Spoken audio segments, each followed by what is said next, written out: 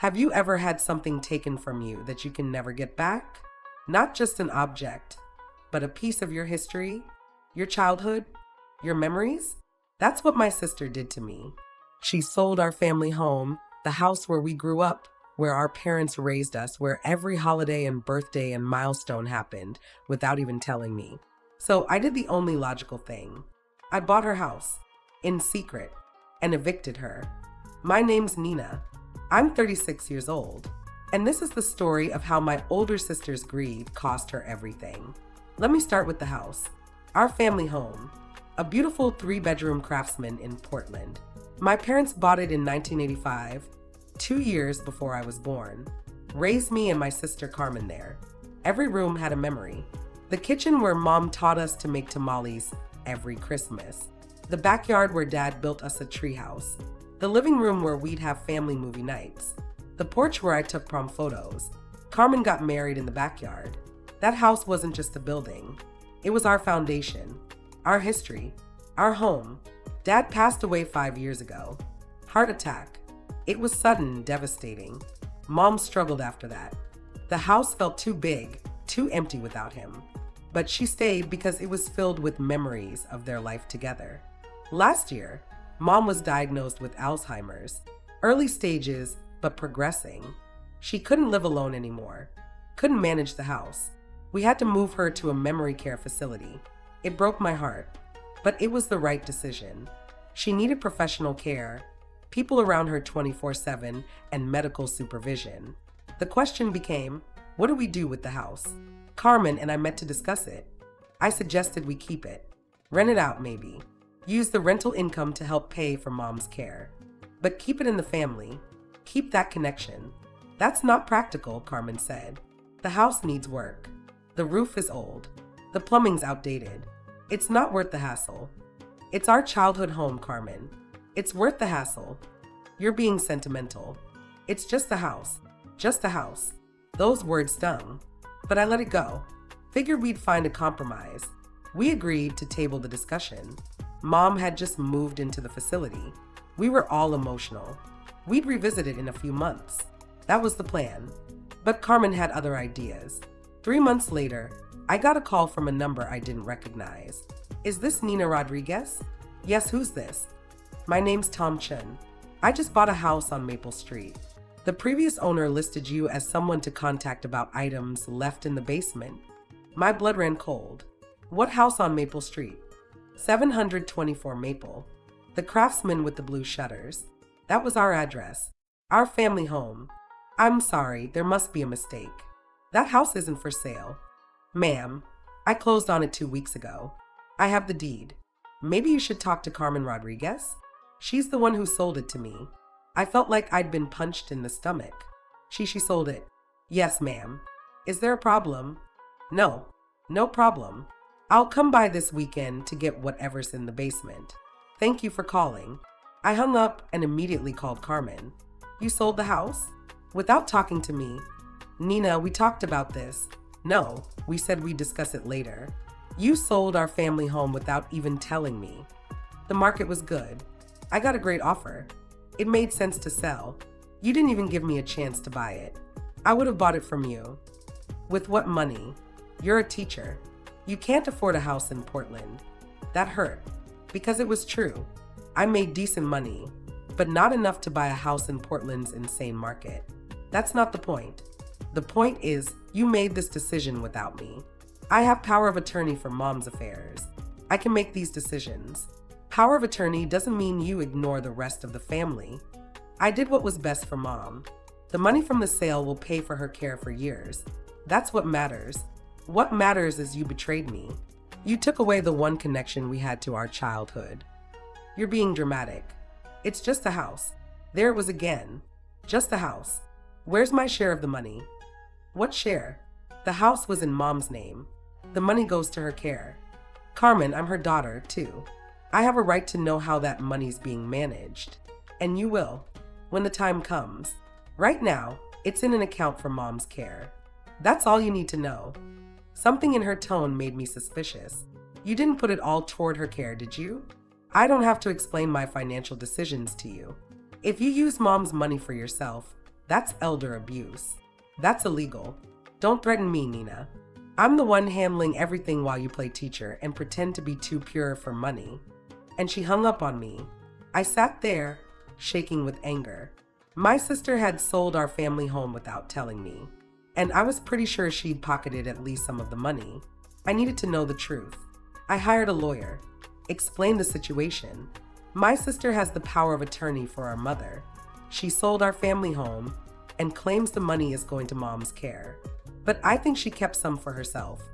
That would be a violation of her fiduciary duty, the lawyer said. Do you have any evidence? Not yet, but I know my sister. She's always been about money. Here's what we can do. You can petition the court for an accounting. Since you're also your mother's child, you have standing to request a full financial report of how your mother's assets are being managed. How long does that take? Could be a few months, but it'll force your sister to show exactly where every dollar went. Do it. While waiting for the legal process, I did my own investigating. Started with the house sale. Public records showed Carmen sold it for $650,000. That was actually below market value. The house was easily worth $700,000, maybe more. Why would she sell below market? I dug deeper. The buyer, Tom Chun, paid cash. Closed fast. And when I looked up the LLC that bought it, guess whose name was on the paperwork as a business associate? Carmen's husband, Rick. Oh, this was worse than I thought. Carmen had sold our family home below market to someone connected to her husband. Which meant what? They got a kickback? A finder's fee? Some kind of under-the-table deal. I kept digging. Looked into Carmen's finances, publicly available information like property records, business filings, and liens. And I found something interesting. Carmen and Rick bought a new house 6 months ago. A big, beautiful house in the suburbs. $800,000. How did they afford that? Carmen worked as a real estate agent, made decent money.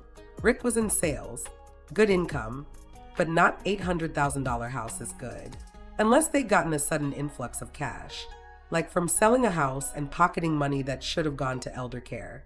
The pieces were falling into place. Carmen had sold our family home below market to someone who'd give her a kickback, used that money to buy her dream house, all while telling me the money was going to Mom's care. She'd stolen from our mother, from me, from our family, and I was going to make her pay. My lawyer filed the petition for accounting. Carmen fought it, claiming I was being vindictive and paranoid. But the court sided with me, ordered her to provide a full accounting of Mom's assets within 60 days. While that was happening, I made my own plan. A plan Carmen would never see coming. See, Carmen's new house? The one she bought with money stolen from Mom? She'd purchased it through an LLC. Smart move to protect assets. But LLCs have vulnerabilities, especially when the owner gets cocky. I contacted a real estate investor I knew. I need you to make an offer on a property through a shell company, so the owner doesn't know it's me. What's the property? I gave him Carmen's address. You want to buy your sister's house? Not buy. I want to purchase the mortgage note. There's a difference. Here's what I discovered. Carmen and Rick's new house had a mortgage. They put down 20%, financed the rest. The mortgage was held by a small regional bank, and mortgage notes can be sold. I contacted the bank through a lawyer, made them an offer to purchase Carmen's mortgage note at a premium. The bank was happy to sell. They got their money up front, no risk of default. Within 45 days, I owned Carmen's mortgage. She had no idea. The payments still went to the same account, and the monthly statements looked the same. But I was the one who owned the debt now, and I was about to use that in a very specific way. Meanwhile, the court-ordered accounting came back, and it was exactly what I suspected. Of the $650,000 from the house sale, only $400,000 had gone into Mom's care account. The other $250,000, administrative fees and estate management costs. In other words, Carmen had stolen $250,000 from our mother.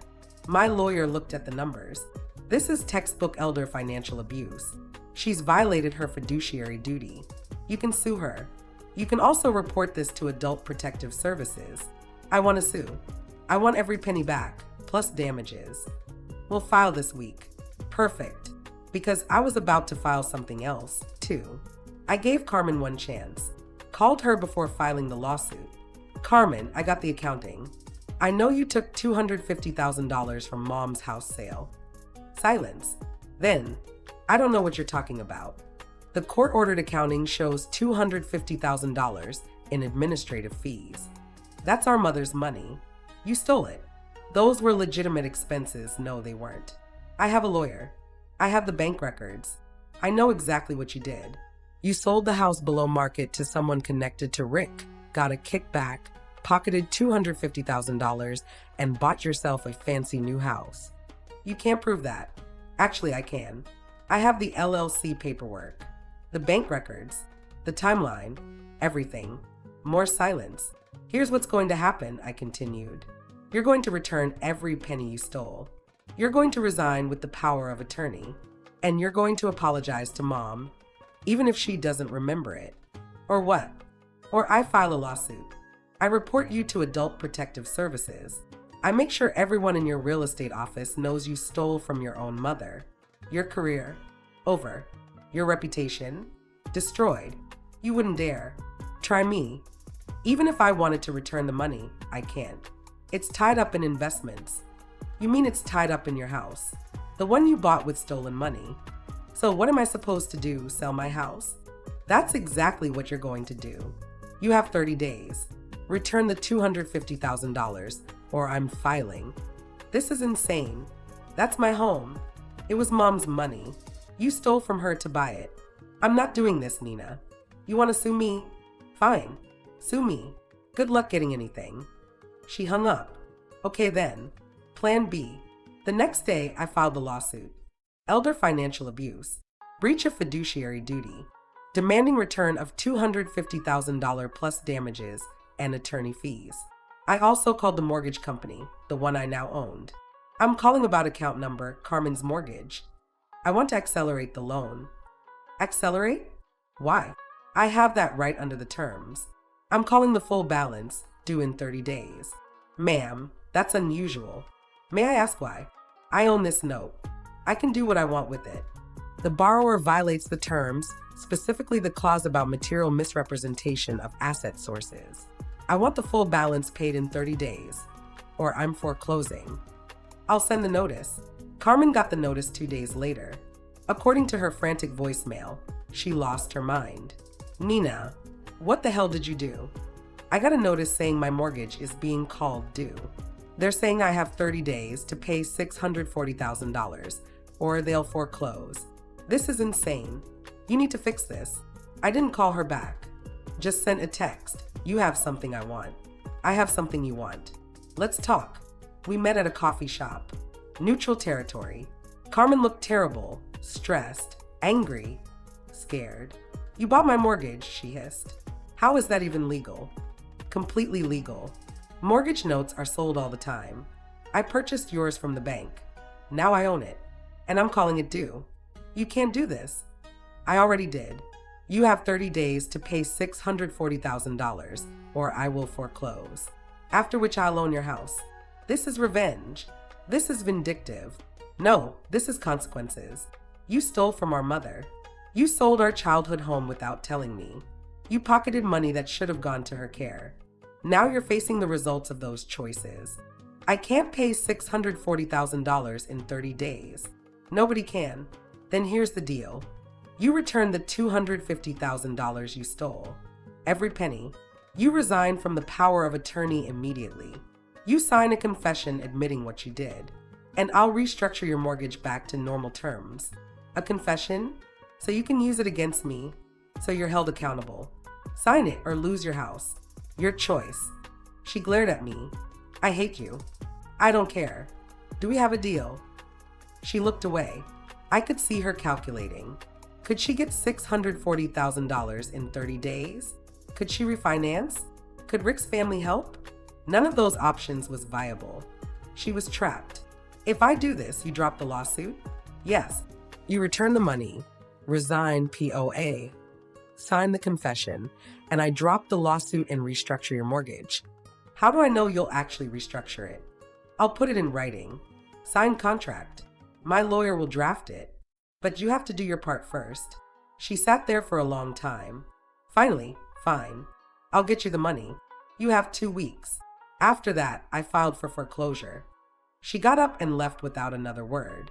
Carmen transferred the $250,000 10 days later, resigned under the power of attorney, signed a confession detailing exactly what she'd done, sold the house below market, pocketed the difference, used it to buy her own home. I dropped the lawsuit as promised, restructured her mortgage. She kept her house, but she knew that I owned her debt, that I had power over her financial future, that one missed payment, one step out of line, and I could destroy her. The $250,000 went into a proper trust for Mom's care. I became her power of attorney, made sure every penny was spent on her needs. As for the family home, I reached out to Tom Chun, the buyer. I know this is unusual, but would you consider selling the house back? Actually, I would. My wife and I bought it as an investment, but we're relocating for work. We were going to list it next month anyway. How much? We paid $650,000. We've done some updates. I'd want $700,000. That was market value. Fair. I'll take it. I bought our family home back. The house where I grew up, where my parents built their life, where every memory lived. I couldn't afford to live in it, not on a teacher's salary. So I did what I'd originally suggested to Carmen. I rented it out to a lovely family with young kids. The rent covers the mortgage and maintenance. And someday, when Mom passes, I'll inherit it fully. I got our family home back. I got Mom's stolen money back. I got justice. And Carmen? Carmen learned that betraying family has consequences. That stealing from your own mother will catch up with you. That sometimes the quiet little sister is more powerful than you think. It's been 2 years. Mom's still in the memory care facility. Her condition has progressed. She doesn't remember much anymore. Doesn't remember the house. Doesn't remember the betrayal. But I remember. And I make sure she's cared for. The money Carmen returned has given her years of quality care. She's safe, comfortable, loved. Carmen and I don't speak. At all. We show up separately for Mom's birthday. We avoid each other at family events. The relationship is broken beyond repair. Some people say I should forgive her. That family is family. That holding grudges is toxic. But I don't see it as a grudge. I see it as boundaries. Carmen showed me who she is. Someone who will steal from her own mother for personal gain. Someone who will betray her sister without a second thought. I don't need that person in my life, related or not. The family home is rented to the Johnsons, a couple with 3 kids. They love it. Take care of it. Send me pictures of the kids playing in the same backyard where Carmen and I used to play. It makes me happy. The house is loved again, filled with laughter, creating new memories while honoring the old ones. And every month, Carmen makes her mortgage payment. To me, a reminder that her betrayal had consequences, that you can't steal from family and expect no repercussions. Some might call it petty. I call it justice.